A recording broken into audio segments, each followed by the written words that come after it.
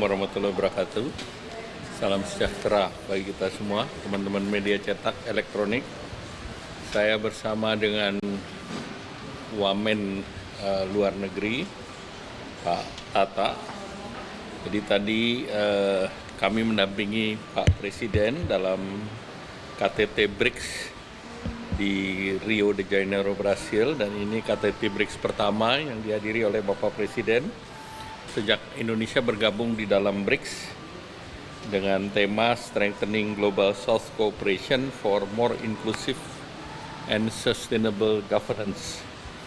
KTT ini dihadiri oleh anggota BRICS awal yaitu Brasil, Rusia, India, China, South Africa, dan yang baru Egypt, Ethiopia, Indonesia, Iran, UAE. Dan masih ada yang mendaftar tapi belum confirm, Saudi. Nah, bagi Indonesia ini penting karena dari keseluruhan GDP-nya sebesar sebelum Indonesia masuk 28 triliun, itu 34% dari global GDP. Dengan masuknya Indonesia dan beberapa negara lain, ini sudah merepresentasi 40% GDP dan merepresent dari 56% penduduk dunia. Jadi ini ekonominya terus bertambah, dan kalau kita lihat berdasarkan purchasing power parity, ini juga BRICS itu sudah lebih tinggi daripada G7. Jadi ini yang mendorong bahwa BRICS ini menjadi bagian daripada Global South dan diharapkan bisa menyuarakan Global South di fora internasional. Tadi Bapak Presiden menyampaikan komitmen Indonesia untuk mendukung perdamaian dunia melalui multilateralisme dan juga menghormati daripada hukum internasional.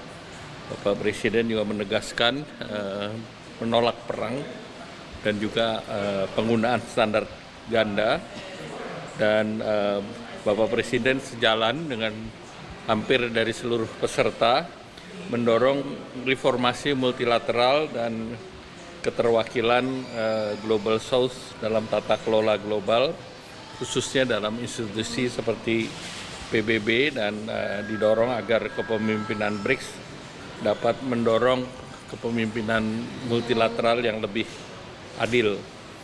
Dan juga Bapak Presiden menegaskan dukungan terhadap Palestina dan secara khusus untuk mengingatkan Bandung Spirit agar bisa dibawa dalam forum, dilanjutkan dalam forum BRICS tersebut. Kemudian di sesi berikut terkait dengan multilateral, economic, financial, dan AI, Bapak Presiden mendorong bahwa multilateralisme sekali lagi didorong di dalam situasi global yang multipolar. Ini kemitraan ekonomi negara berkembang menjadi sangat penting, dan diharapkan bahwa pemanfaatan dari New Development Bank bisa ditingkatkan. Kita tahu bahwa dilaporkan tadi dalam New Development Bank itu ada beberapa proyek yang sedang ditangani, antara lain Clean Energy Project, kemudian infrastruktur, kemudian juga beberapa proyek yang terkait dengan sustainability dan green. Saat sekarang ditangani 120 proyek dan nilainya sekitar 39 billion. Memang Indonesia sendiri sudah menyatakan masuk dalam NDB dan tentu sedang berproses. Kemudian outcomes daripada pertemuan tadi salah satunya adalah Leader Declaration, dan dalam Leader Declaration itu ada beberapa poin yang terkait dengan penguatan multilateralism dan reform daripada global governance. Yang kedua adalah mempromosikan peace and security, international stability, dan deepening international economy, trade, dan financial cooperation. Nah, poin kedua ini menjadi penting bagi Indonesia di tengah ketidakpastian. Kita punya BRICS yang diharapkan bisa juga untuk menyerap pasar dari produk-produk Indonesia. Kemudian yang ketiga tentu terkait dengan climate change dan promoting sustainable yang fair and inclusive development, Yang keempat adalah Partnership for Promotion Human, Social, and Cultural Development. Nah, itu outcome dari Leaders Declaration. Yang lain mungkin Pak Tata, silakan. Terima kasih Menko. Hanya sedikit menambahkan bahwa tadi yang seperti disampaikan oleh Pak Menko, ini pertama kali Indonesia hadir sebagai anggota penuh dan negara-negara menyambut dengan hangat kehadiran Indonesia. Bahkan sebelum Bapak Presiden bicara mengenai Bandung Spirit, Ketua saat ini Brazil menyampaikan mengenai Dasar-Sila Bandung, bahwa itu dia disampaikan bahwa mengharapkan bahwa BRICS itu bisa mengingatkan kembali spirit Bandung untuk mendorong kemajuan negara-negara berkembang. Tadi pagi dan siang pembahasan umumnya menyampaikan situasi dunia yang saat ini sangat tidak menentu, di mana banyaknya sekali pelanggaran-pelanggaran hukum internasional, di mana sistem multilateral semakin tidak dipatuhi, semakin tidak dianggap. Jadi salah satu isu yang sangat banyak diangkat oleh negara anggota adalah pentingnya untuk BRICS mengambil kepemimpinan untuk Global South agar bisa mendorong mereform sistem multilateral. Dalam hal ini diharapkan BRICS bisa bersatu, menyatukan negara-negara Global South untuk terus mengingatkan bahwa hukum internasional, sistem multilateral yang kuat itu dibutuhkan oleh negara-negara berkembang untuk bisa menciptakan situasi kondusif untuk pembangunan. Karena selama ini negara-negara berkembang bisa maju, bisa tumbuh dengan angka yang cukup tinggi, itu karena adanya perdamaian, adanya kepatuhan terhadap hukum internasional dengan sistem multilateral yang kuat. Tapi dalam beberapa tahun terakhir ini kita melihat semakin melemahnya sistem multilateral dan semakin banyaknya negara-negara yang tidak mematuhi hukum internasional.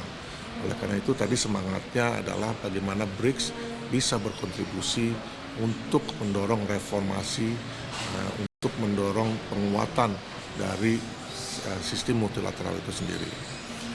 Tadi disampaikan juga sama Pak Menko bahwa di dalam sesi kedua yang terkait dengan multilateralisme, terkait dengan finance dan AI, Bapak Presiden sempat mengusulkan adalah South-South Economic Compact.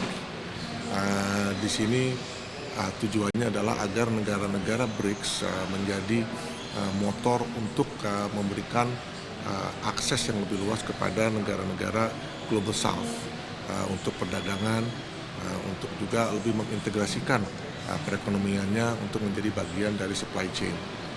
Itu salah satu ide yang disampaikan oleh Bapak Presiden dalam pernyataan beliau. Mungkin itu yang saya bisa tambahkan. Baik, ada pertanyaan?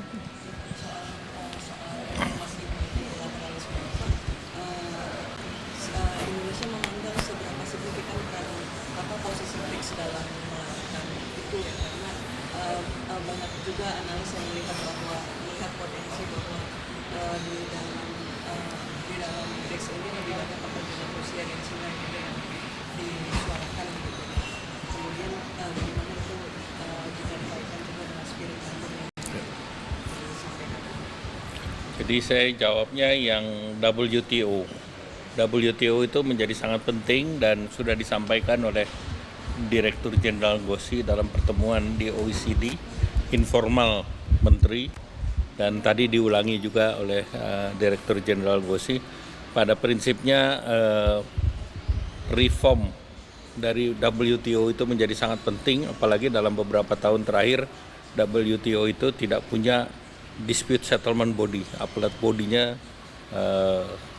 relatif setiap kali akan dibentuk itu terveto, maka ini menjadi kepentingan semua negara untuk memperbaiki mekanisme yang ada. Dan oleh karena itu sampai menuju ministerial meeting nanti yang ke-14 diharapkan seluruh dubes negara-negara anggota WTO sudah mempunyai proposal. Jadi jangan sampai pada saat nanti itu menjadi pertemuan yang gagal kembali. Karena kalau WTO-nya itu tidak berhasil, maka kita tidak bisa bicara mengenai multilateralism, karena semua akan berubah menjadi regionalism atau bilateralism atau bahkan yang seperti sekarang unilateralism. Kalau lembaga yang lain silakan Pak. Menambahkan ya, jadi beberapa data, 40% total populasi dunia itu adalah anggota BRICS. Kalau tidak salah sepertiga ya Pak, sepertiga ekonomi dunia itu adalah anggota BRICS. Nah, sekarang BRICS itu berbicara untuk Global South, untuk negara-negara berkembang lainnya. Di sini dinyatakan oleh banyak negara tadi, seperti saya sampaikan, bahwa reformasi renewed multilateralism itu adalah suatu keniscayaan.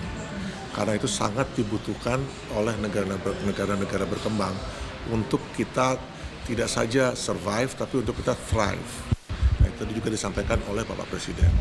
Oleh karena itu, kita harus melakukan reform tidak saja di dalam konteks peace and security, dalam konteks UN, tapi juga dalam konteks tadi disampaikan oleh Bapak Menko di dalam konteks trade, perdagangan, namun juga yang tidak kalah penting di dalam konteks isu-isu keuangan dan financial di bawah Bretton Woods Institution, dalam hari ini adalah IMF dan World Bank.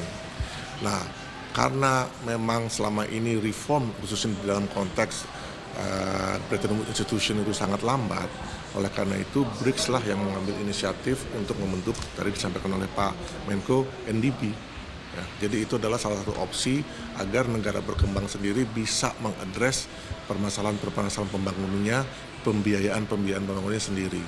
Jadi itulah beberapa reform yang dicoba terus didorong oleh BRICS dan negara-negara berkembang. Apakah misalnya berkaca dari sejarah AA dan juga nah itu kan tidak bertahan lama gitu ya Pak. Semangatnya masih relevan sampai sekarang, tapi gerakannya tidak bertahan lama. Kalau melihat ini BRICS dan khususnya Indonesia akan mengambil peran seperti apa untuk mengantisipasi pengaruh ini tetap kuat dalam waktu yang panjang? Salah satu proses reform yang dilaksanakan adalah di UN. Tahun kemarin Indonesia sangat aktif dalam pembahasan reform di UN. Kita menjadi salah satu pemain yang bisa menghasilkan yang namanya Pact of the Future di UN. Nah, sekarang kita masuk di BRICS.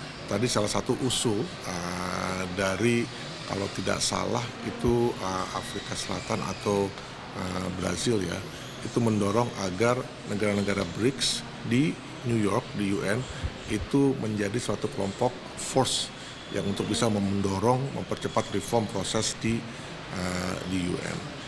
Dalam hal ini, itu tentunya Indonesia akan bisa bermain yang cukup besar di situ. Pak, tentang mata uang BRICS bagaimana Pak? Jadi pertama kita tidak membicarakan mata uang BRICS.